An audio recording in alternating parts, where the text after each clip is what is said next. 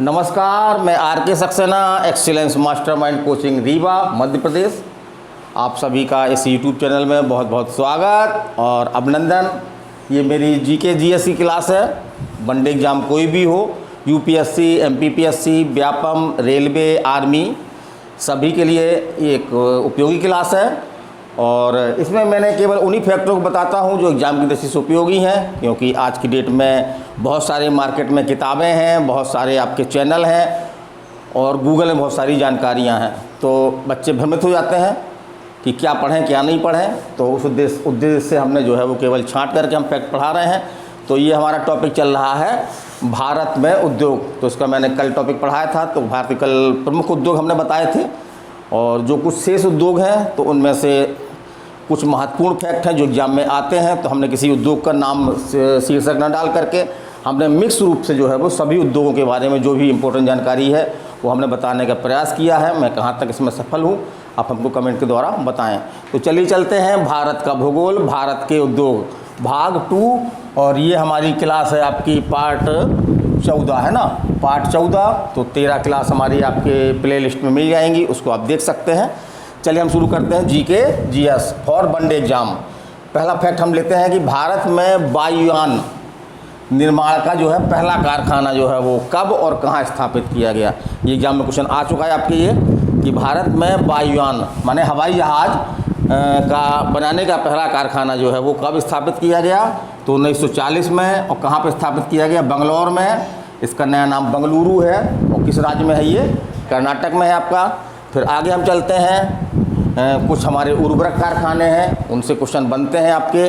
जैसे कि super phosphate उर्वरक का पहला कारखाना जो है वो 1906 में कहाँ स्थापित किया गया? रानीपेट। और रानीपेट कहाँ पे आपका? तमिलनाडु में। तो कभी ऐसा क्वेश्चन मिल सकता है कि रानीपेट किस लिए प्रसिद्ध है? तो रानीपेट जो है वो आपका सुपर फास्फेट उर्वरक उद्योग के लिए प्रसिद्ध है। फिर अगला हम चलते हैं, अमोनिया उर्वरक का कारखाना, पहला कारखाना 1944 में कहाँ स्थापित किया गया? बेलेगुला। कहाँ पे? बेलेगुला। ये कहाँ पे है आपका? कर्नाटक में है। फिर हम बात करते हैं अमोनियम सल्फेट उर्वरक की। तो इसका पहला कारखाना 1947 में, मतलब जिस वर्ष हमारा भारत आज़ाद हुआ था उस समय कहाँ खोला गया? एक स्थान है आपका अलबाए। कहाँ पे? अलबाए में। फिर हम बात करते हैं सिंदरी की। तो सिंदरी जो है वो आपके झारखंड में है और ये किस उद्योग के लिए प्रसिद्ध है? तो ऐसा क्वेश्चन एग्जाम कई एग्जामों में आया है कि सिंदरी जो है वो किस उद्योग के लिए प्रसिद्ध है। तो सिंदरी किस उद्योग के लिए प्रसिद्ध है आपका? उर्वरक उद्योग के लिए। और यहाँ पे एक क्वेश्चन हम और बता दें कि जो यहाँ का उर्वरक कारखाना है वो आपका एशिया महाद्वीप का सबसे बड़ा उर्वरक कारखाना है। तो इसको भी याद रखें आप कि सिंदरी में जो है उर्वरक उद्योग के लिए प्रसिद्ध है और यहाँ पर एशिया का सबसे बड़ा उर्वरक कारखाना है। फिर आगे हम चलते हैं, तो कानपुर काहे के लिए प्रसिद्ध है आपका? तो कानपुर जो है वो चमड़ा उद्योग के लिए प्रसिद्ध है। कानपुर जो है वो चमड़ा उद्योग के लिए प्रसिद्ध है। फिर हम बात करते हैं, मोटर गाड़ी उद्योग को विकास उद्योग के नाम से जाना जाता है। तो ये क्वेश्चन एग्जाम में आया है कि 4 उद्योगों के नाम लिख देगा और पूछेगा कि किस उद्योग को विकास उद्योग के नाम से जाना जाता है। तो कौन सा उद्योग है बच्चों? मोटर गाड़ी उद्योग। मोटर गाड़ी उद्योग है ना। और एक चीज़ और बता दें, क्वेश्चन कई एग्जाम में आया है, गुड़गांव, ये आपके हरियाणा में है और यहाँ पर जो है मारुति उद्योग स्थापित है। मारुति कार सुनी होगी हमने, यहाँ पे मारुति कारें वगैरह बनती हैं। तो मारुति उद्योग कहाँ पे स्थापित है आपका? कहाँ पे स्थापित है? गुड़गांव है ना, गुड़गांव। तो मारुति कार जो है वो गुड होती है ना, गुड। हर जगह मैकेनिक मिल जाते हैं, हर जगह उसका पार्ट मिल जाते हैं, तो इसलिए गुड कार है ये। तो गुड से गुड़गांव बना लें। मारुति कैसी है? गुड कार है। तो गु से क्या बना लें? गुड़गांव। इस तरह याद रखें आप खुद भी ट्रिक बना सकते हैं। फिर दुनिया का एकमात्र देश भारत ही है जहाँ पर रेशम की जो है वो लगभग जो भी किस्में हैं सभी किस्में जो है भारत में पाई जाती हैं।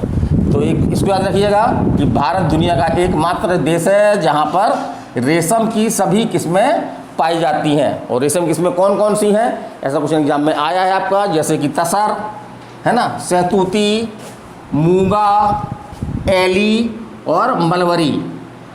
तो पूछेगा मलबरी क्या है? तो रेशम की एक किस्म है। तो बहुत आसान है, तसर, सहतूती, मूगा, एली और मरमरी, ये सभी क्या हैं, रेशम की किस्में हैं। और रेशम के कीड़े जो है वो कहाँ पाए जाते हैं आपके, तो एक सहतूत का वृक्ष होता है ना, सहतूत के वृक्ष में जो रेशम कीड़े पाए जाते हैं, ये कीड़ों से हमको जो है वो प्राप्त होता है। फिर आगे हम चलते हैं, तो सहतूती रेशम उत्पादन में जो है वो पहला राज्य कौन सा है भारत का, जिसका पहला स्थान है, तो कौन सा है आपका, कर्नाटक है। फिर हम आगे चलते हैं, तो रेल संबंधी क्वेश्चन इसमें आते ही आपके, कहाँ पे रेल के इंजन बनाए जाते हैं, कहाँ पे रेल के डिब्बे बनाए जाते हैं। तो चलिए हम देखते हैं, तो रेल इंजन बनाने का पहला कारखाना है ना, पहला कारखाना कौन सा है आपका, चित्तरंजन। कौन सा है, चित्तरंजन। और चित्तरंजन कहाँ पे है आपका, पश्चिम बंगाल में, पश्चिम बंगाल में।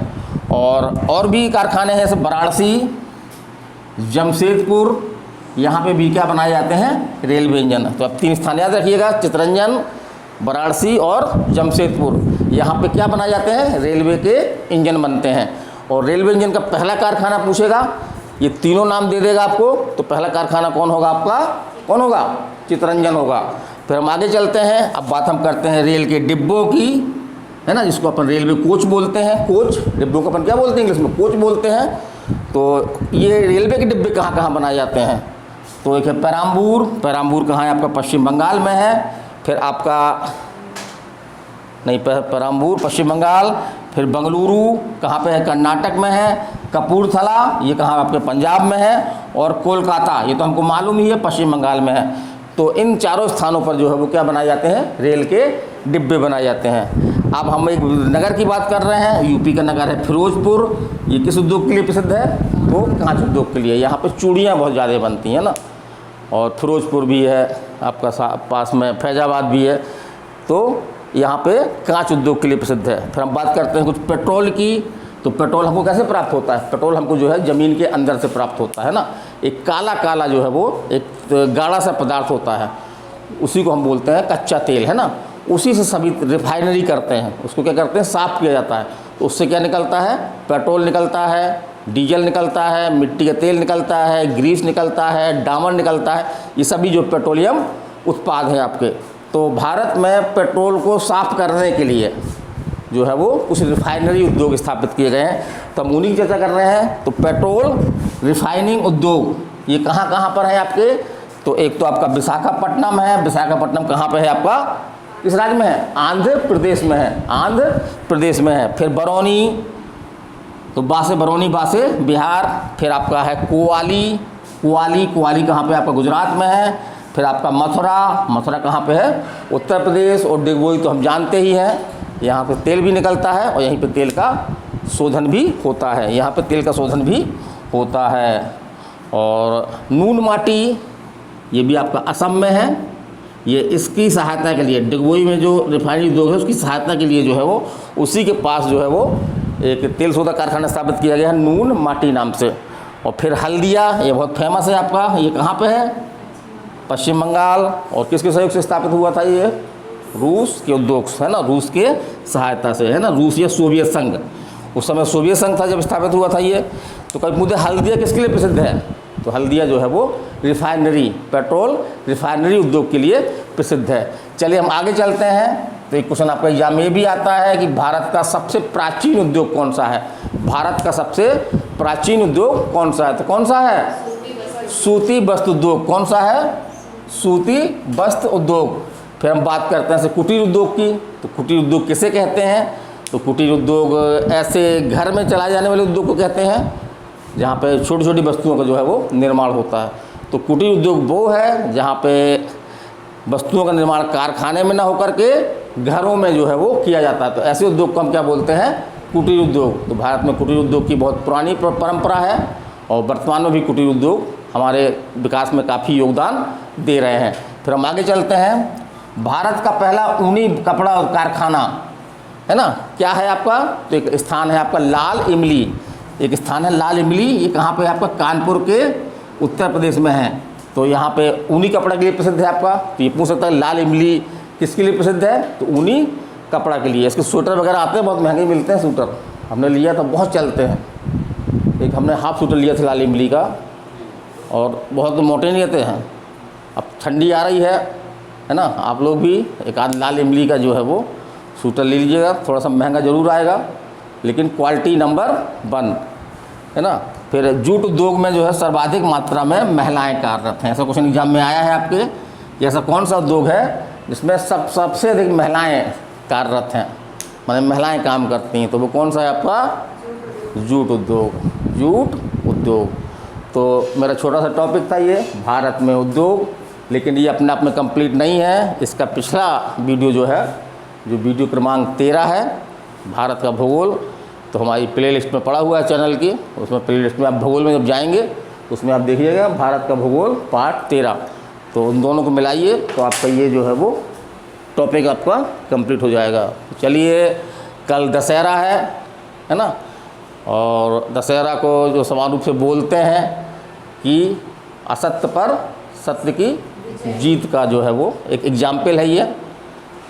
तो इसको हम भी जाने, तो हमारे अंदर जो भी असत्य चीज़ें हैं, जो भी हमारे अंदर कमजोरियां हैं, उनको हम दूर करें और निरंतर सफलता की ओर बढ़ते रहें। क्योंकि हमारी कोचिंग का स्लोगन ही है, हारो मत, हार को हराओ। हारो मत, हार को हराओ। तो इस तरह से मोटिवेट होते रहें।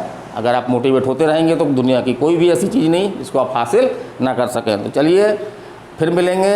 कल छुट्टी है हमारी दशहरा की, लेकिन आर्मी वाला बैच जो अग्निपथ का बैच चल रहा है उनके एग्ज़ाम निकट है, उसकी हम छुट्टी नहीं दे रहे हैं। उसकी क्लास जो है वो सुबह हम 8 या 9 बजे से स्टार्ट करेंगे और बाकी छुट्टी है। चलिए हम फिर आपको 6 अक्टूबर को फिर मिलेंगे। हमारी फिर एक नई टॉपिक के साथ हम आपके सामने आएंगे। तब तक के लिए अनुमति दीजिए। नमस्कार, धन्यवाद।